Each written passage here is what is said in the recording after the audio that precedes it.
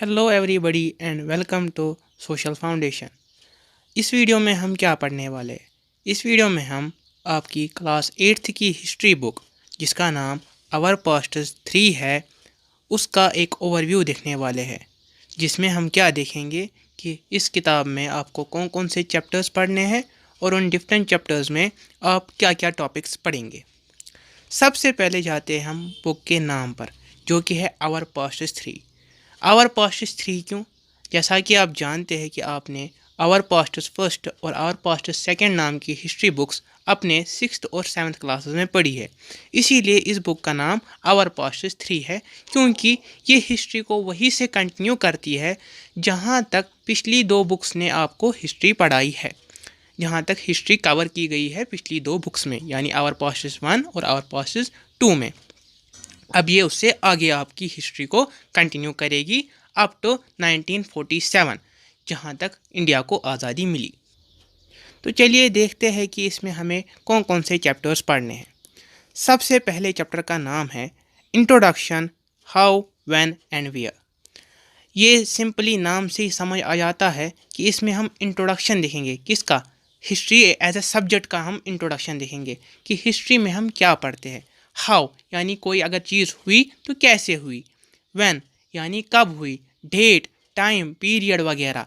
और वेयर यानी कौन सी जगह है। अगर मैं आपको एक शॉर्ट फार्मूला बताऊं किसकी कि हम हिस्ट्री में क्या पढ़ते हैं, तो आप उसे ऐसे याद रख सकते हैं, 3P + E = H। अब ये 3P क्या है? इस 3P में पहला P जो है वो है पीरियड, दूसरा P है पर्सन, तीसरा P है प्लेस, और जो ये +E जो है, E यानी इवेंट, आखिर हुआ क्या। ये सब चार चीज़ मिलकर हिस्ट्री को बनाते हैं। किसी भी चीज़ की अगर हमें हिस्ट्री पढ़नी है, हिस्ट्री समझनी है, हिस्ट्री जाननी है, तो हमें ये चार चीज़ें पता होनी चाहिए कि कब हुई, कौन कौन से लोग इन्वॉल्वड थे, किस पीरियड में हुई, कौन सी जगह थी, प्लेस अगर हमें पता होनी चाहिए, और हुआ क्या, इवेंट क्या था जो इतना हिस्टोरिकल बन गया। ये सब मिलकर हम किसी चीज़ के बारे में हम उसकी हिस्ट्री पढ़ सकते हैं, हिस्ट्री जान सकते हैं, किसी भी इवेंट की, किसी भी चीज़ की जो भी हम पढ़ते हैं। यही चीज़ें हम अपने पहले चैप्टर जो कि है introduction, how, when and where, इसमें हम पढ़ेंगे कि हमें कौन सी डेट्स पढ़नी होती है, कि उन डेट्स की क्या सिग्निफिकेंस है वगैरह वगैरह। और इन सब चीज़ों को हम अपने मुल्क जो कि इंडिया है उसके कॉलोनियल कॉन्टेक्स्ट के हिसाब से भी देखेंगे कि यहाँ पर हम उस पीरियड की कौन कौन सी डेट्स पढ़ते हैं, कैसे हम पीरियडाइज करते हैं इंडिया की हिस्ट्री को डिफरेंट पीरियड्स में। जैसे कि जेम्स मिल ने the history of British India में किया था, हिंदू, मुस्लिम और ब्रिटिश पीरियड में डिवाइड किया था इंडिया की टोटल पूरी हिस्ट्री को। हम पढ़ते हैं कि कौन सी डेट्स इंपॉर्टेंट है और क्या चीज़ें हमें इन डेट्स से नहीं मिलती, हासिल नहीं हो पाती, कौन कौन सी इंफॉर्मेशन। दूसरा चैप्टर है from trade to territory, the company establishes power.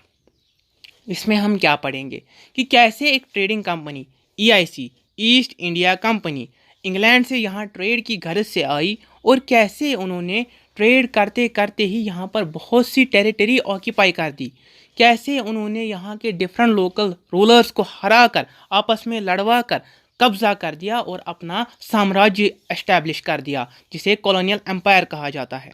इसके बाद हम तीसरे चैप्टर जो कि रूलिंग द कंट्री साइड है, इसमें हम देखेंगे कि कैसे अब उन्होंने एम्पायर तो एस्टैब्लिश कर दिया EIC ने, कैसे वो अब जो टाउन्स, रूरल एरियाज़ है वहाँ पर वो रूल करते हैं, किन लोगों के ज़रिए रूल करते हैं, क्या क्या वो वहाँ पर रिफॉर्म्स लाते हैं, लैंड सेटलमेंट, इंडिगो कैसे कल्टीवेट करवाते हैं लोगों से वगैरह वगैरह, क्या क्या एट्रॉसिटीज़ होती है, क्या क्या पॉलिसीज़ होती है EIC की, वो हम इस चैप्टर में पढ़ेंगे। इसके बाद जो कि चौथा चैप्टर है tribals, dikus and the vision of a golden as.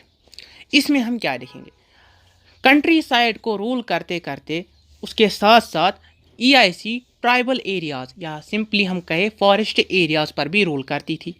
डिकूज एक ट्राइब का ही नाम है, वहाँ पर भी उन्होंने रूल किया। तो क्या उनके रूल से असर पड़ा इन्हीं एरियाज़ में और इन एरियाज़ के रहने वाले लोगों पर, जिसमें ट्राइबल्स थे, डिकूज थे, ऐसे ही और भी डिफरेंट, ये भिल्स भी हो सकते हैं, गोंड्स हो सकते हैं, उन पर क्या क्या असर पड़ा। और vision of a golden age, कि vision of a golden age दिया था बिरसा मुंडा, ये vision of a golden age tribals को किसने दिखाया था? बिरसा मुंडा, जो कि बहुत बड़े ट्राइबल लीडर थे। इस चैप्टर में हमने इतना पढ़ा। उसके बाद जो कि है when people rebel 1857 and after. इसमें हम क्या देखेंगे? इसमें हम देखेंगे कि जो इंडिया का सबसे पहला वॉर ऑफ इंडिपेंडेंस था, रिवोल्ट था against the colonial empire of the East India Company, वो 1857 में स्टार्ट हुआ। ये तो हम देखेंगे कैसे स्टार्ट हुआ, क्या कॉजेज़ थे, जब वो हुआ तो उसके बाद क्या रिपरकशंस थे, कैसे वो जब वो फेल हो गया। पहला वॉर ऑफ इंडिपेंडेंस था लेकिन ये सक्सेसफुल नहीं हो पाया। इस स्ट्रगल में जो लोग थे वो हार गए। तो उसके बाद क्या रिपरकशंस थे, उन पर कैसे जुल्म किए गए, क्या ईस्ट इंडिया कंपनी की जो गवर्नमेंट थी, यहाँ पर जो रूल था उसमें कोई बदलाव आया, वो हम पढ़ेंगे। इसमें हम देखेंगे कि कैसे 1858 में गवर्नमेंट ऑफ इंडिया एक्ट जो 1858 में पास किया गया बाय द ब्रिटिश पार्लियामेंट, उसके ज़रिए कैसे ईस्ट इंडिया कंपनी का रूल ओवर इंडिया ख़त्म हो गया और कैसे direct control of the queen Victoria यहाँ पर एस्टैब्लिश हो गया और इंडिया ब्रिटेन की एक कॉलोनी बन गई। पहले भी थी, बस अब ऑफिशियली इंपीरियल कंट्रोल के अंदर आ गई। इसके बाद 6th चैप्टर जो कि है civilising the native educating the nation. इसमें हम क्या पढ़ेंगे? इसमें हम पढ़ेंगे कि जब यहाँ पर अब रूल हो गया एस्टैब्लिश, ब्रिटिश इंपीरियल कंट्रोल हो गया एस्टैब्लिश, क्वीन विक्टोरिया का रोल एस्टैब्लिश हो गया रूल, तो उन्होंने यहाँ पर क्या क्या रिफॉर्म्स लाए। सिविलाइज करना है नेटिव को, यानी उसमें तहजीब लानी है। इनके हिसाब से जो थे यहाँ के लोग वो अनसिविलाइज्ड थे जब तक कि इनका यहाँ पर रूल एस्टैब्लिश नहीं हुआ, स्टार्ट नहीं हुआ, जब तक ये यहाँ पर नहीं आए। तो अब उनमें कैसे सिविलाइजेशन लाएंगे, कैसे उनको सिविलाइज करेंगे हम, और उनको हम कैसे एजुकेट करेंगे।